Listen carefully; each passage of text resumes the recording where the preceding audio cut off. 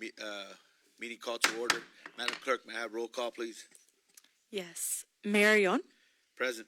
Vice Mayor Cano, Present. Councilmember Ayon, Here. Councilmember Gonzalez, Here. Councilmember Perez. Present. We have quorum. Thank you, Madam Clerk. Ms. Perez, can you lead us in an invocation? Heavenly Father, as we gather here tonight, help us listen to each other with compassion and speak to each other with respect. May we work together to build a community where kindness, trust, and understanding are the foundation of all that we do. Strengthen our bonds so that in times of joy we celebrate together and in times of hardship we stand together. May we go forward with open hands and open hearts, ready to lift each other up and create a brighter future for our town. We thank you for this opportunity to come together, and we pray for peace, harmony, and lasting unity among us all. Amen. Thank you, Ms. Perez. Can everybody please stand for the Pledge of Allegiance? Mr. Ayon, can you lead us in the pledge? Ready? Salute. I pledge allegiance to the flag of the United States of America and to the republic for which it stands, one nation, under God, indivisible, with liberty and justice for all. Thank you, Ms. Perez and Councilmember Ayon. Before we approve this agenda as to form, I would like to have a motion to table item number 7 until we get more information regarding the agreement. Motion. Second. Motion by Ms. Perez, second by Councilmember Gonzalez. Madam Clerk, may I have roll call, please? Mayor Ayon, Aye. Vice Mayor Cano, Aye. Councilmember Ayon, Aye. Councilmember Gonzalez, Aye. Councilmember Perez. Aye. Motion passes. Thank you. Now can I get a motion to approve agenda as to form? Motion. Second. Motion by Vice Mayor Cano, second by Councilmember Ayon. Madam Clerk, may I have roll call, please? Mayor Ayon, Aye. Vice Mayor Cano, Aye. Councilmember Ayon, Aye. Councilmember Gonzalez, Aye. Councilmember Perez. Aye. Motion passes. Thank you. Now can I have our interpreter come up and introduce yourself? Ms. Bravo, please.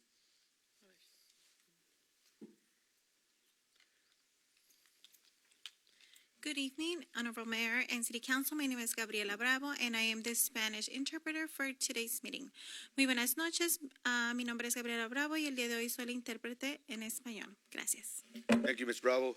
Now, our featured pet of the week being introduced by Chief Knotts. Mayor, Honorable City Council, today is my pleasure to introduce Bear. This is a 3-month-old German Shepherd. As you can see, he is full of energy and playful, very alert, and is ready to go to a good home tonight. I've seen quite a few people looking at him, so any volunteers, all fees will be paid. Oh, wow. No, our city clerk was expressing interest earlier. No, Do we have somebody raising their hand? I thought we saw a sneaky hand in there, but I guess not. He'll be available at the animal shelter, and if you wish to change your mind, he's ready to go. Thank you, Chief. Appreciate it. Any takers? Any takers?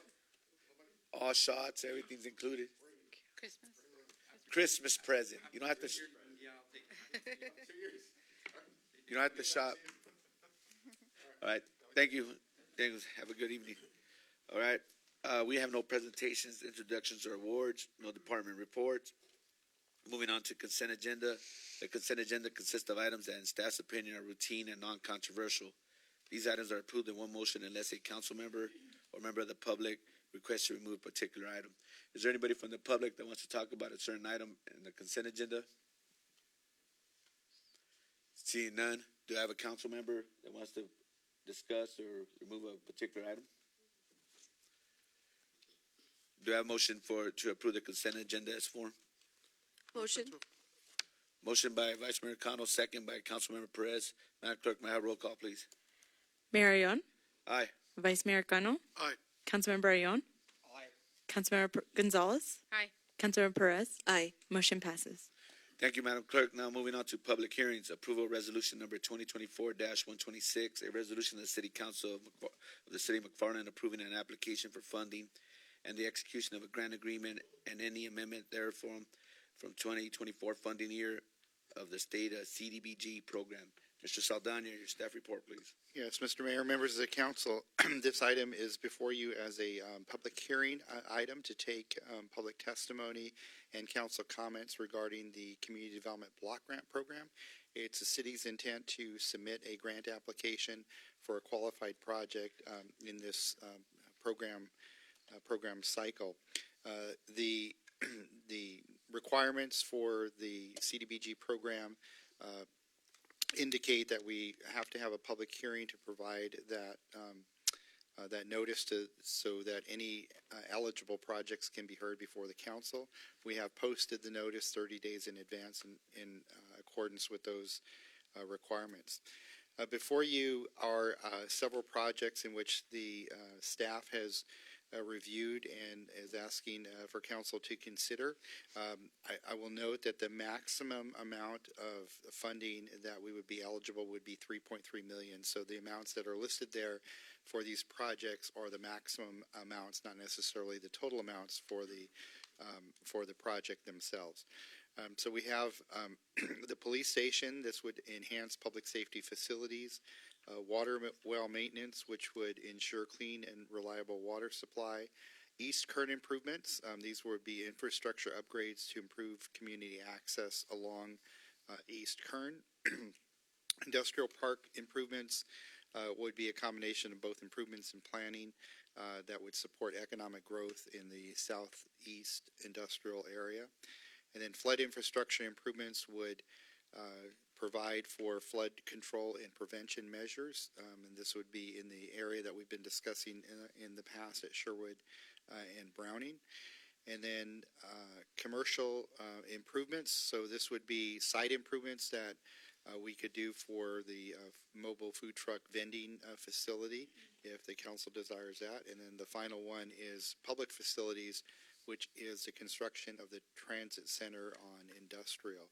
So those are the projects that that we've developed in terms of that would be ready to go and would be potentially eligible for this type of funding.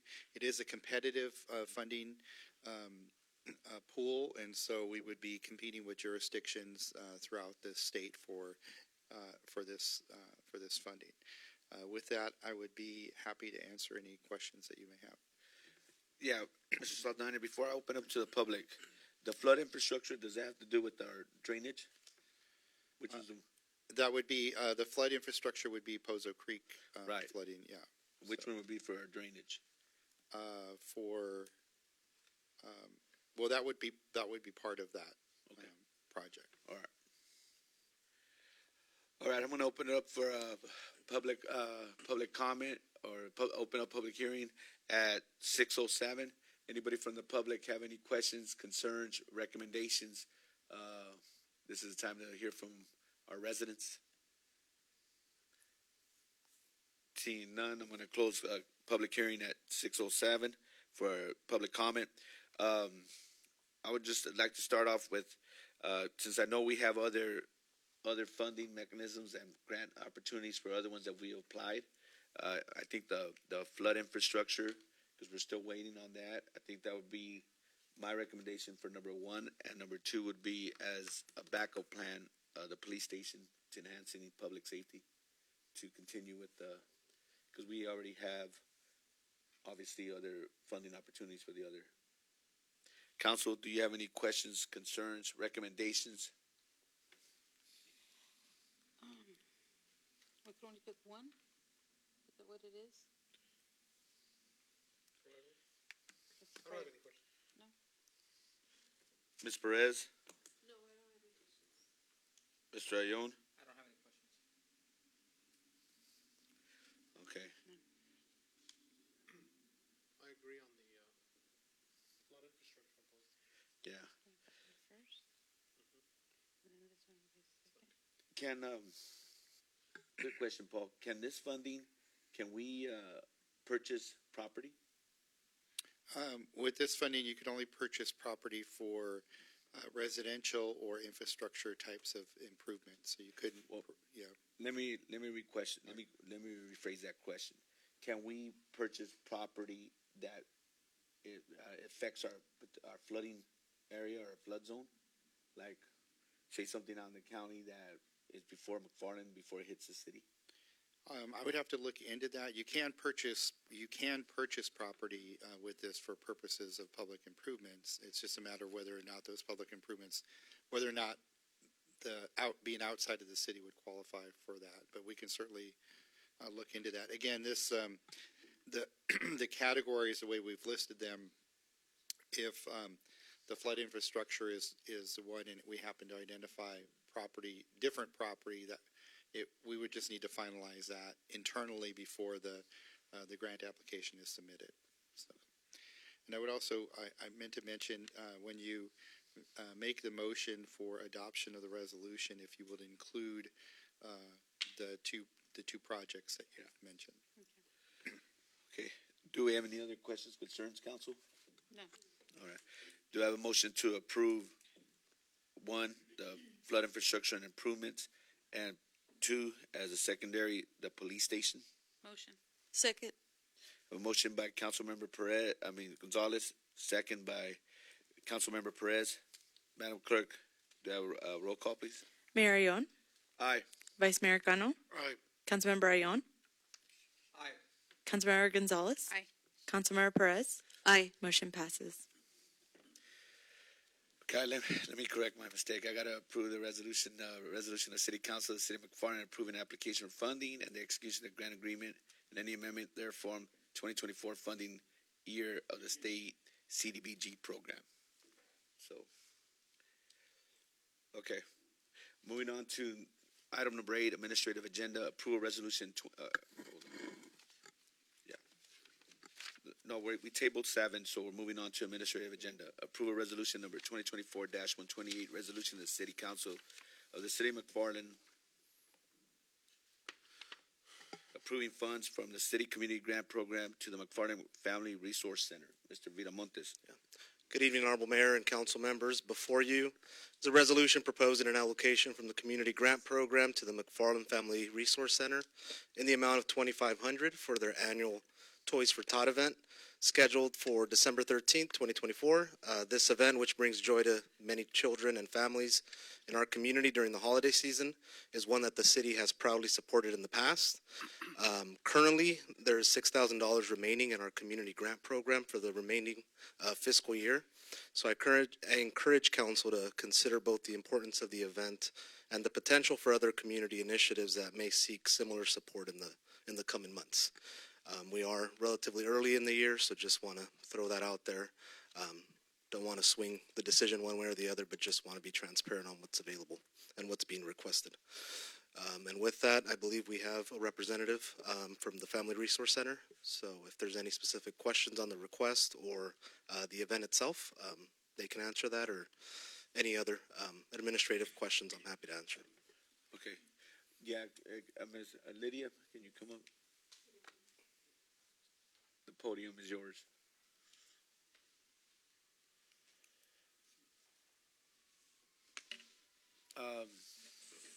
Lydia, is Ms. Perez? Soto. Ms. Soto.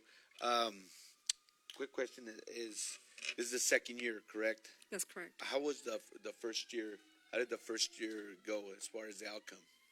We were able to serve approximately 200 families with the funding that was received not only from the city but also from other community Donations. Exactly. Okay. Good. So this is now we separated from actually Delano and others. So now we're actually That's correct. you're holding your own. As far We're as funding our own program. Good. Okay. Council, do you have any questions, concerns? We'll start with Ms. Gonzalez. Yeah, the question is, Toy for Tots, is it an event that you have, or you go to houses and you deliver these? We have our distribution event at Brawny Road STEAM Academy. It's an event. We don't event? go. Yes, the community is welcome to apply, and it's for families with children 10 years of age and younger. Okay. What day is that going to be held? December 13th. It's on I'm a sorry. Friday. You did say that.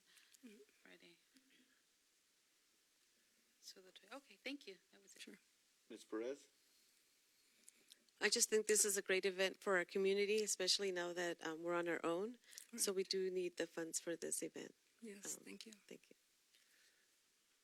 Mr. Ayon? I don't have any comments. None. Got a question. So you're just holding it at Brownie Road? So why can't it, well, it's just a question, be held like in other schools or It's other? I am a school district employee, and so we are open to having the event at any of our school sites. The only thing is that I do work for the Family Resource Center, which is housed on the same property as Brownie Road School, and so that's where we start our preparations, our sorting and all that stuff. So it's just convenient for us, but all the other school sites have gotten the opportunity to be able to host Toys for Tots at their location. It just so happens that it's always at Brownie Road. So you're saying it's December 13th, and another question is why 10 and below? Because, That's just from the foundation. It comes straight from Toys for Tots. okay. Oh, okay. Do they match it? No. Just We asking. do receive books and, some toys and learning items from the foundation still, but no real toys. Okay. Do we have any, do we have any questions from the public? Any concerns before we make a decision? Okay. All right, Council. Just to have some kind of fiscal responsibility, because we're still in the middle of the year and we get a lot of ask and stuff like that. And I know you're asking for 2,500, but I think my recommendation would be reasonable to go at least 1,500, and we're gonna find you. We're gonna find you some more funding. Okay, we would Okay. appreciate that. Thank All you. right. Do I have a motion from the motion to approve 1,500 from the community grant? Motion. Second. Motion by Councilmember Gonzalez, second by Councilmember Perez. Madam Clerk, may I have a roll call, please? Mayor Ayon, Aye. Vice Mayor Cano, Aye. Councilmember Ayon, Aye. Councilmember Gonzalez, Aye. Councilmember Perez. Aye. Motion passes. And thank you, Ms. Soto. This is great for our community. It's good that you're doing it just here in McFarland. I mean, we'll partner up with anybody, but outstanding job. Thank you so much. Thank you for coming. Moving on to item number 9, approval of resolution number 2024-129. A resolution of the City Council of the City of McFarland approving the implementation of a new stipends for Class B and GPPV licensing for City of McFarland Public Works employees. Good evening, Honorable Mayor and council members. The purpose of this proposal is to introduce stipends for employees who obtain and maintain either a Class B, or General Public Paratransit Vehicle, which is a GPPV license. These certifications allow employees to operate specific city vehicles supporting essential services and maintaining high safety standards. The proposed stipends include a Class B license of $50 per month for employees maintaining and obtaining an active Class B. Also to include the GPPV license stipend, which is $50 per month for employees maintaining and obtaining an active GPPV license. This will apply to eligible employees across departments who hold these licenses. The funding for the transit fund will cover the GPPV related costs, while the Class B stipends will be managed within departmental budgets. This initiative aims to incentivize employees to pursue and maintain these essential licenses, also to enhance our workforce capabilities and align with industry standards for skilled labor. By approving these stipends, the council will support the city's commitment to operational efficiency and safety, as well as recognizing the qualifications our employees bring to their roles. We're recommending approval of these stipends with eligibility verified through ongoing compliance and regular budget reviews by each department, and I'm open to any questions. Thank you, Ms. McEwen. I'm going to open up to the public if you have any questions, concerns regarding the stipend. Okay, seeing none, closing public comment. Council, do you have any questions? We'll start with Ms. Perez. No questions. Ms. Gonzalez, No questions. Thank you. Mr. Ayon, No questions. Mr. Cano. No questions. I got a question. Is this like the standard for like other municipalities where they offer stipends and stuff? And Yeah, some of them do, and it depends, but for the most part, it's pretty much across the board. Okay. They do offer an incentive. And just to add, this is a good incentive instead of us outsourcing it. And then I know how much the transit fund gives to the city or every city. It's important that we continue with this and have the qualified drivers. But this is a good idea. Thank you, Ms. McEwen. With that, do I have a motion to approve? Motion. Second. Motion by Councilmember Ayon, second by Councilmember Perez. Madam Clerk, may I have roll call, please? Mayor Ayon, Aye. Vice Mayor Cano, Aye. Councilmember Ayon, Aye. Councilmember Gonzalez, Aye. Councilmember Perez. Aye. Motion passes. Thank you, Madam Clerk. Moving on to item number 10, approval of resolution 2024-130, a resolution of the City Council of the City of McFarland authorizing the city manager and chief of police to execute the agreement for professional services of a reserve police officer or a police officer between the McFarland Unified School District and the City of McFarland. Chief Knox? Mayor and City Council, the McFarland Police Department has been in contract negotiations with the McFarland Unified School District to fund a school resource officer.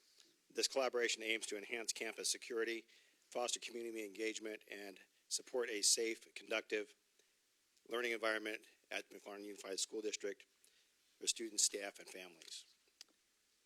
The MUSD has identified the need for a school resource officer to address increased school incidents, community concerns, and behavioral trends among students. The SRO program supports preventative safety measures, positive student policing relationships, and provides a visible law enforcement presence for preventative education and immediate response. Key components in the SRO agreement be a full-time assignment. The SRO will be assigned full-time to McFarland Unified School District for a period of 10 to 11 months per year, depending on summer school requirements. The 3-year term, the agreement will cover the period of September 30, 2024 through June 30, 2027, excuse me. The agreement permits additional officer coverage for school events on an overtime basis. They will fund a new patrol car that will be funded through the contract. So program benefits for the school resource officer. Obviously, enhanced campus security. The SRO will focus on preventing and responding to safety threats, promoting a secure environment for the McFarland Unified School District campuses. Improved student relationship with law enforcement. Through daily interactions, the SRO will foster trust and positive engagement between students and law enforcement. Educational outreach. The SRO will educate students and parents on critical safety and behavioral topics, supporting healthy decision-making. Crisis management capability. The SRO provides immediate trained response capabilities in emergency, ensuring students' protection. So the fiscal impact, the City of McFarland will assume costs of $11,299.45 in years where the McFarland Unified School District conducts summer school, and $22,598.90 in years without the summer school program. Staff recommends that the City Council approve the school resource officer contract with the McFarland Unified School District and authorize the City Manager and Chief of Police to execute the agreement. I'm available for any comments or questions. Okay. Chief, on this agreement, is this an additional SRO that they already have? Is it just for the ones we have currently, just to redo the contract? Yes, we're redoing the contract. Prior to this, we had the tobacco grant, which funded one officer we have currently. Yeah. We've been in contract negotiations. We had a reserve officer that was fulfilling that duty last year, and we need to redo the contract to make that a full-time officer. Okay, so we still have the tobacco grant, correct? Yes. So we're gonna have an additional Yes. SRO. Two Where's total. Is he gonna for all the schools, or just the high school, or the learning center, or just? They're going to handle all the schools at this point. Okay. Okay. All right. Council, any questions, concerns? Just a quick question. When they're not working there, are they going to be able to patrol our streets as well? Yes, and then the cost to us on summertime when school is out, the officer reverts back to patrol. Okay. Thank you. But their priority, their Is job description is school. Absolutely. That's what the contract's about. Yes. Okay. Ms. Perez, any questions? No. Mr. Ayon? No questions. Public, do we have any questions, concerns regarding this agreement? I have no questions, Chief. I think it's a good diligence in trying to get more security for our schools anywhere, especially what's going on in this world nowadays. We need better safety measurements, and I think this is a good tool, and maybe we could get some recruits to get in the cadet program, and maybe they want to be police officers here in the city sooner than later. That'd be a great idea. Okay, do I have a motion to approve the contract? Motion to approve? Motion by Vice Mayor Cano, second by Councilmember Ione. Madam Clerk, may I have roll call, please? Mayor Ione, Aye. Vice Mayor Cano, Aye. Councilmember Ione, Aye. Councilmember Gonzalez, Aye. Councilmember Perez, Aye. motion passes. Thank you, Madam Clerk. Moving on to item number 11, approve a resolution 2024-131, a resolution of the City Council of the City of McFarland approving a budget adjustment to the wastewater fund in the amount of $352,365.35 for emergency repairs of the Lagoon One liner. Mr. Hernandez, please. Honorable Mayor, City Council members, before you today is a resolution requesting approval for a budget adjustment to the wastewater plant for our Lagoon One emergency repair project that we're just completed. We've been working on this project for the past 2.5 months, and we're finally wrapping it up. So thankful about that, but it does cost us quite a bit of money. So I got a presentation here ready just to kind of summarize the events that happened on this project, and I do have my wastewater supervisor present, just in case if he wants to chime in on any details he wants to provide. So, Robert, if I could have you to the podium, please. Can we have some doom music, like, that's how much it's costing our wastewater? Yeah. So the State Water Board can see Turn it this? on. Yes. Check. What was that? Check if it's on. It's on.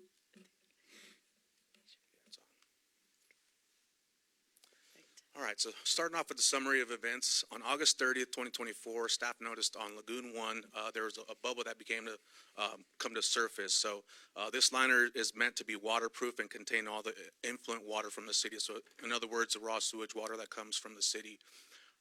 That being said, if we saw the liner coming up above water, staff determined that there was probably a leak, water was getting trapped underneath the liner. So because of that, staff determined that there was this situation called for an emergency repair due to the fact that there was rising levels of raw sewage water in Lagoon 2, the risk of raw sewage seeping out of Lagoon 1, and Lagoon 1 not functioning as designed due to the 6-inch polylines and aeration diffusers being pushed out of place. So I have a couple pictures here in the next slide here. So the first picture you see there, that's the first initial site of that bubble that we saw at the Lagoon 1. As you can see on the second picture here, you can see the bubble rising a little bit more above water. And on the third picture, you can see the bubble that's completely above the water.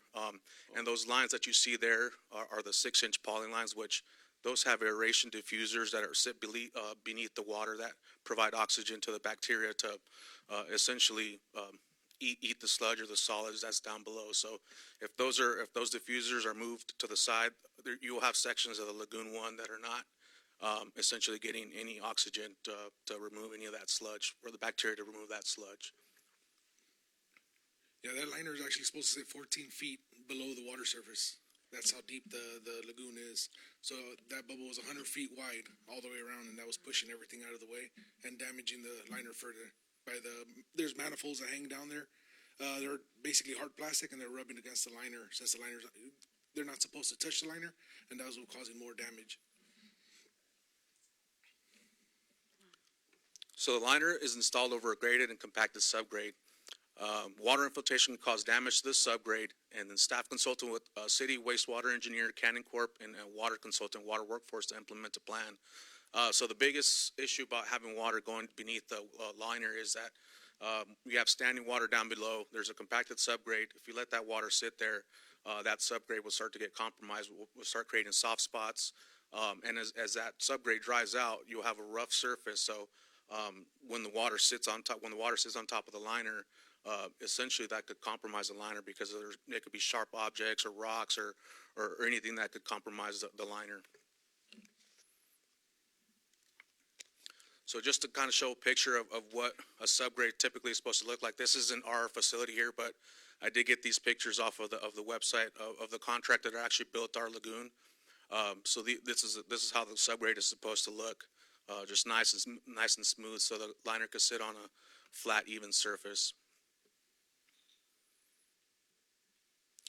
So we came up with the plan. Like I mentioned before, we consulted with our wastewater engineer and also Water Workforce, who's our CPO for our wastewater plant. So initially, we diverted all the water. The plan is to divert all the water from the City Lagoon 1 to Lagoon 1A. To do so, we had to install a bypass valve to be able to get all the influent water to be able to go from the Lagoon 1 to transfer all the water to the Lagoon 1A. To do so, we had to clear Lagoon 1A and act as a new influent pond. Begin draining Lagoon 1, and we had MPE Environmental was one of the contractors that was working on the main contractor that was working on this project. They utilized two 8-inch pumps with floats to transfer the water to Lagoon 2. We did have to remove the solids from the bottom of Lagoon 1, utilizing a vacuum truck and manpower. So this portion of it was a combination of our manpower and also MPE's manpower. So just a little bit of a layout of our existing wastewater plant. So you see there, Lagoon 1 is where our influent water or raw sewage water goes into when it comes in from the city. And you see that little red arrow, we had to transfer the Lagoon 1 water and sludge to Lagoon 1A. So that's the layout of our existing plant right now. So essentially what was happening is, since Lagoon 1 had a big bubble, a lot of the water, surface water was rising and also almost causing Lagoon 2 to water levels to rise and almost flood. So that was one of the main issues. Just a few more pictures of that process of draining the lagoon. Like Robert mentioned, we had about six feet of sludge that we had to remove. So it wasn't just pumping out water; it was actually getting in there, removing a ton of sludge. So just to give you an idea of how much work we had to do, I believe that pond is 16 or 14 to 16 feet tall. Yes. And approximately 5 to 6 feet of sludge down below. So quite a bit of effort.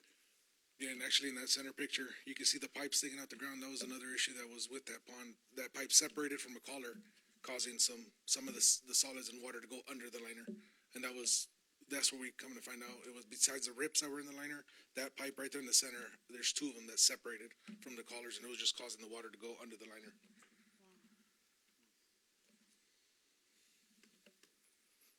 So continuing with the repair plan, so after removing and desludging the pond, we inspected the pond at Lagoon 1, made all the repairs. Like I mentioned, we had to use a dredge pump to remove the solids from Lagoon 1A to Lagoon 1, clean the liner and inspect for damage, repair sections of damaged liner, and inspect the aeration diffusers and manifolds and divert water back into Lagoon 1. So just we were talking about the aeration and the manifolds that Robert mentioned. That's everything that sits below the water, gives oxygen down to the bacteria that lives in the pond, and serves the purpose of the bacteria eating the solids down below. So if those aren't in place, the Lagoon 1 is not working as designed. So time frame and findings, it took about approximately 3 weeks to drain and remove the sludge from Lagoon 1, and then also about a week was needed to repair the liner. Upon removal of the sludge, the contractor also identified a tear in the liner located at the corner of the concrete culvert. So I got a picture on the next slide of what that looks like. So that corner there was one of the bigger tears that we saw. Doesn't look like a really big tear, but when you have water over that area, 24/7, water eventually gets in there. And some of the smaller repairs that we made, you can see there's some weld there. So yeah, I don't know if you want to touch on that, Robert. Any of the repairs we had to do there. Yeah, they're just actually the one on the left where the concrete culvert, that one had to be almost a redesign from the first point. They had stainless steel brackets holding the liner in place. And where they're called redheads, where they were anchored to the concrete, is at the smallest point of that concrete. So it caused it to wear over time, and it ended up separating. So the liner actually separated with the steel plates, and it ripped the liner further on both corners. So we had to have MP Environmental redesign that, add more structure to it, and actually add curves to the stainless steel plates that are there, and then move the anchors to the thicker part. So that almost had to be a redesign just to kind of get that repair fixed. And then just add, and then it was all the way up from 3 feet repairs that we did, all the way down to 3-inch pinholes that we had to repair. Just a little bit more pictures of the sludge removal and tear locations. As Robert was mentioning, that pipe, you could kind of see that pipe there where the liner's kind of pulled back. That was when they initially figured out that there was that pipe looked like it was dislodged. Yeah, there was two. There was, like I said, there was those two. So they were separated completely. So it was separate from design, but we ended up having to find a better way to fix it because the way it was done before, it was just pressed in with a poly sleeve with gaskets. So we ended up finding some anchors that anchored on both sides and had two long all threads that held that pipe together. And then we also went a little bit above and slurried it to ensure it doesn't separate again and we don't have the same issue in the future. That slurry is about like a concrete mix. Compacted the ground, added the slurry mix, and then compacted the top. With the anchors that we placed, it should hold it for years to come. It shouldn't have any more issues with that locking it in place. So I'll have some pictures here of what Robert's talking about here shortly. So additional findings, while repairing the liner, staff identified that the influent inlets were loose. The 16-inch PVC pipe was dislodged from its coupling, and the pipe liner clamp had come loose, which allowed water to get behind the liner. The contractor removed the drainage pipe, the damaged pipe, installed a new piece of PVC pipe, and installed new couplings with clamp to secure a new section of liner around the pipe. Slurry was used to secure the pipe in place, and miscellaneous small repairs to the manifolds and diffusers were completed before reintroducing water into Lagoon 1. So that's the pipe that was dislodged that Robert was just referring to.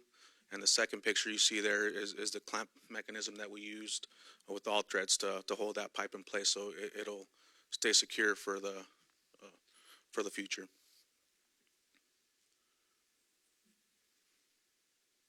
Some more pictures of the repair. You see the contractor on the left picture installing slurry around the pipe, so that'll be held in place firmly, so it won't allow anything to move there. And then the picture on the right, that's the final product with the big patch of liner and the pipe completely wrapped in the liner.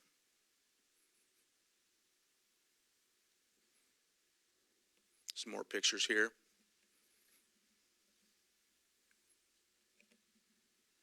And that's a side profile view there.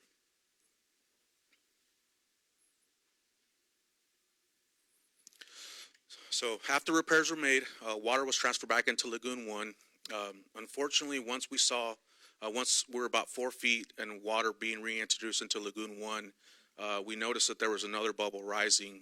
We were about 4 feet of water in that lagoon, and so that's when we made the decision to completely stop filling that lagoon because another bubble was starting to form. Staff consulted with the contractor who built the lagoon, and they recommended patching the pinholes and adding vents underneath the liner to release any gases that may form. So we also looked into, well, at that point we were pretty frustrated that we saw the other bubbles start to appear. So we were considering getting pricing on replacing the entire bottom of the lagoon, but we got different opinions. One from the contractor that he mentioned that he wouldn't recommend, or he didn't think it was necessary to replace the bottom of the liner. He said patch up as much pinholes as you could find, which we did, and we proceeded that route. He said he thought the liner was still in good shape, that we didn't have to repair it, and obviously we wanted to avoid that anyhow because it would have been a lot more money to replace the bottom of that liner. So we took his recommendation. We patched the pinholes that we found, and also he also recommended to add vents down below the liner because what the bubble was creating was due to solids that were stuck beneath the liner, which causes gases. So he said we needed to have a mechanism to allow those gases to vent up to the top from the bottom of the liner. So that's what we did. And I know it's a small picture on the left-hand side. That's one of the vents we have. So we installed two types of vents. What's the first one vent? The one on the left is it's a Hayward pressure relief valve is what it is. All it is a plastic vent with a spring, stainless steel spring, and an O-ring. So whenever you get gases trapped under, all it does is pop open and let the gas release, and then it closes back up. So I believe we installed 6 or 4. There's 4 of the pressure relief and 4 of the 1-inch HDP vents. The ones on the right go all the way to the top of the liner to the edge. The pop-offs are just there, and they're all spaced equally in between the 2 lines, so they don't interfere with the manifolds. So I am happy to share that we have introduced water back into Lagoon 1, and there has been no formation of bubbles as of yet. So we think that resolved the issue.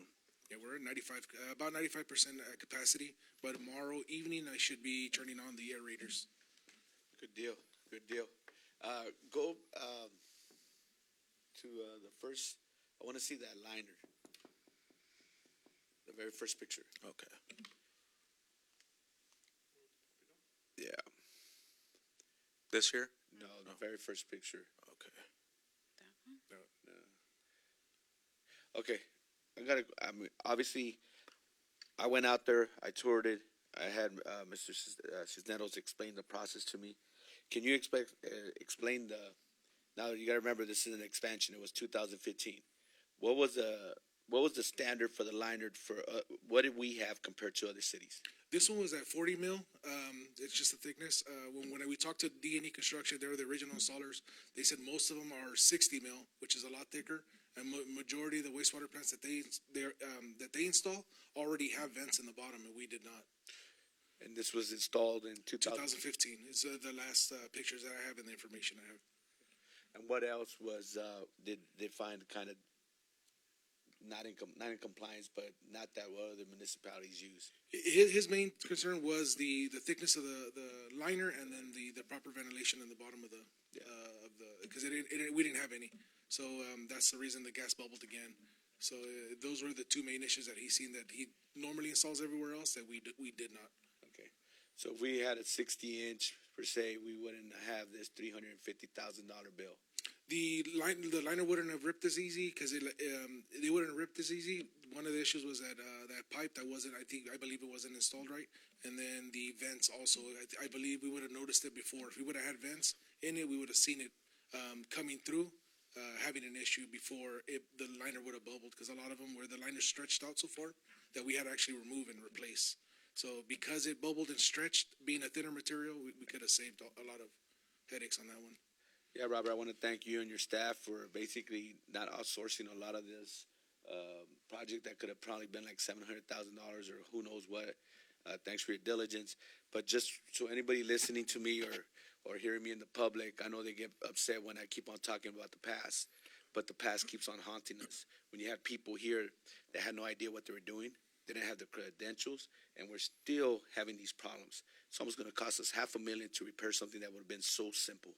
So simple, because all you have to do is follow the standard of other municipalities. Yes. But I just want to add to that. It doesn't surprise me that we're still seeing these things or coming up to these things as far as costing our city, our taxpayers money with elementary staff that we had. But anyways, council, do you have any questions, concerns? Ms. Perez? Ms. Gonzalez? In the patchwork that you did on the lining, are you guys pretty confident that it will be able to hold up to the everyday demand that it has? Yes, it should. Now with the new upgrades, it should hold a little longer. I can't guarantee it. I was there throughout all the fusing, make sure everything was clean, properly prepped before they fused it. The contractor that was there is very experienced in doing liner repairs, so I just made sure I was there with them, making sure everything was done. It should hold for years to come, but it's like I was telling Mary, it's thinner material. I can't guarantee it. I can't say it will, but we did the best. We walked it, I want to say 20 times, making sure there was no more pinholes, no more everything. So it should hold for a couple years. It just there's no guarantees with it as of right now. And just for future knowledge, what's the cost if in the event that we have to replace it and go with the 6 mil? What is the Just 60? Just the floor alone, I was told it's close to 200,000 just to replace the floor. The whole liner was going to be closer to $500,000. If we would have did, I believe, right, your least that's what the gentleman that installed it, he was saying we're going to be close to 200 just to replace the bottom section of that one. So that's why we went. We were already about 200,000, so we tried minimizing the cost as much as possible and fixing it. And that's what we came up with the plan and added the vents and fused all the holes and pinholes that were there. Okay. And what about the other lagoons? How are they? They are not lined. This is our primary, so this is where the raw sewage comes in. This is the first step of treatment, and then we have Lagoon 2 is our secondary, and then we have our final polishing pond, which is Lagoon 3. And that's the one that goes to the farmer. So this is the one that has the raw sludge that comes in, that's the influent. So that's the one that requires the line. Yes, and yes, it is. Thank you. You're welcome. Thank you. Mayor and council, if I may add, currently our wastewater plant functions as an aerated lagoon. Our wastewater expansion plant would be an activated sludge lagoon, so we would be able to process solids extremely more efficiently. As I mentioned, there's about 6 feet of sludge down below at that Lagoon 1, which if we had the expansion plant, we would not have that happen. So you think 6 feet of solids weighing down on the liner, eventually it's going to compromise it. So it's critical that we get, we'll move forward towards the wastewater expansion plant project. Yeah, but if we would have went to 60, well, if they would have went with the 60, we wouldn't have had that cost, and we would have probably got that funding before Correct. we had this cost. So, okay, Mr. Ione? No question. Vice Mayor? No question. I'm going to open up to the public. You have any questions, concerns regarding this funding that the city had to use? Mr. Diaz, go ahead. If you want to come up to. There's a saying in Spanish that says that lo barato cuesta caro. And so if I understood correctly, we're not at a 60 mil, we're at a 40 mil, right? Correct. And if we would have had those vents, this wouldn't have happened. Correct. Or if they would have got the standard, which was the 60 instead of the 40, we wouldn't have had this problem. So they made that decision to go with the 40. So I like to live my life without any mirrors and looking back, just forward. Yeah. So without casting any blame on anyone, I look at this council and let's make the right decisions from here on out. And it just so happened that my wife and I passed by there like 2 weeks ago, and I was telling her about the water in McFarland, how the process, well, how I understood it. And so I was disappointed to hear the amount of money that we're having to pay for the lack of decisions or maybe lack of funds that we had at the past. But I'm hoping that we've made the right decisions now. I don't know if it was lack of funds or lack of knowledge. Knowledge, probably. And then I like to look at mirrors behind me because I don't know who's going to come behind me. So, anyone else? Oh, no, yeah, I have a question. So do we have any preventative maintenance? That's what they discussed about the airlifts and everything else that they installed. Yes. So there won't be, with these vents installed, we don't foresee any bubbles creating down below. Good, right on. All right, thank you. We have anybody else? Seeing none, closing public comment. Council, do we have a motion to approve this resolution? Motion to approve? Motion by Vice Mayor Cano, second by Councilmember Ione.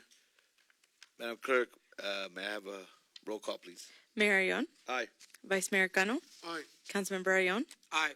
Councilmember Gonzalez, Aye. Councilmember Perez. Aye. Motion passes. Thank you, Madam Clerk. Now moving on to public comment. Members of the public wishing to address the council about any item not on the agenda may do so at this time. Speakers are limited to 2 minutes for each person. 15-minute total will be allowed for any one subject. Please state your name and address for the record before making a presentation. Madam Clerk, do we have anyone for public comment? Yes, we do. We have David Diaz. Thank you very much, Council. My name is David Diaz. I used to live at 31139 West Sherwood Avenue, currently living at 701 Azuray Avenue due to being married. I am here cordially to invite you all to this year's Christmas events, and they're happening on December 7th here in McFarland. I want to thank you for earmarking $1,500 for the Family Resource Center and the 10-year-olds that are there that are going to give those gifts. We, with the festival committee, we do 6th grade and under, and we do that toy giveaway at 12:30, 1 o'clock here at the Mauser Center. The Park and Rec has had a long history of having a Christmas run, but I called Mr. Ione about 3 weeks ago, and they had a board meeting, and they canceled their Christmas run due to finances. And so Mr. Ione, being the brave guy that he is, or sometimes, not too smart, for taking on too many things. Hold on. What, Mr. Aguilar, are you talking about? Because there's two of them. Hold on. My best friend. Okay, all right, so, thank you, sir. He's a lot older than I am. He gladly took on the race, and so the race is going to be at 10 a.m. here at the Mauser Center. So that starts at 10. At 12:30, 1 o'clock is a toy giveaway, and the parade begins at 6 o'clock. The 4 o'clock lineup, the 5 o'clock judging, the parade route's going to be the same, and we have our next meeting the 26th of November, and usually on the last meeting that we have, Chief Knox and Adam joins us to get out all the logistics, and I want to thank you all for the job that you do. It's not an easy job. I want to give a commendation to the police department for the job they do and what they did for MUSD on that day. At that nanosecond, they acted appropriately, and so thank you, Chief, and all your staff, and I look forward to working with Miss Erica and Mr. Hernandez with all the with Jesse and all the guys, and Adam and all the guys that do a great job of helping us out, continuing this great McFarland tradition. And so we do two other events, you guys know, the Cinco de Mayo and also the 3rd of July events. So just wanted to just invite you all. Hopefully you can make it. Quick question. What time does the parade start? At 6. 6, okay. But if you have a vehicle or something, we want you there by 5 because we want to judge you and put you in a lineup appropriately. I have a question. Go ahead, Mr. Where, you meant the route for the parade, where is it gonna end? So we're going to go right through City Hall to where the tree lineup is, and then we're going to turn right on 5th. And the drop-off zone is going to be at McFarland Learning Center. Okay. So that's the only thing. We used to go through Harlow, but that was a fiasco because Harlow is too narrow. And so we decided to stay on Kern, go Kern, turn north on 5th Street. Yes, because we have the tree lighting. Right, After the parade. right. We will be there. Thank you. Thank you. Okay. Do we have any other public comment, concerns, questions? Seeing none. Closing public comment. Council comments regarding public comment. Do we have any? No. Thank Okay. you for the information, though. All right, moving on to council statements and reports. On their own initiative, council members may make a brief announcement on a brief report on their own activities. In addition, council members may ask a question of staff or the public for clarification on any matter. Provide a reference to staff and other resources for information. Alternatively, request staff to report to the city council at a later meeting concerning any matter. Furthermore, the city council or any member thereof may take action to direct staff to place a matter of business on a future agenda. We'll start with Ms. Perret. Mr. Mayor, if I may, I don't know if this was by intent, reports from city council on committees. It wasn't 10. I skipped it. I have nothing to report from Kern Cog. We went black the last month and this month, and also at LAFCO. Mr. Cano, the mosquito abatement. We won't be having a meeting this month, but we'll be having a meeting on December 10th. Okay, thank you. And then met with the San Joaquin Valley Air Pollution for about 3 hours last week, and there was nothing really to report besides the politics. And I don't think I want to go into that conversation. So back to council statements and reports. Furthermore, I'll continue reading where I'll start reading where I left off. Furthermore, the city council or any member thereof may take action to direct staff to place a matter of business on a future agenda. Who wants to be first? Go ahead, Ms. Perez. Good evening, everybody. Thank you for your presence, and thank you for the concerns that you bring to us. I'm excited about the Toys for Tots and the Christmas parade. We, at our school, we're already planning our float, so we're excited about that. I'm really excited to see the streets and how they're coming along. I've seen Yerlis and Adam out there along with the staff.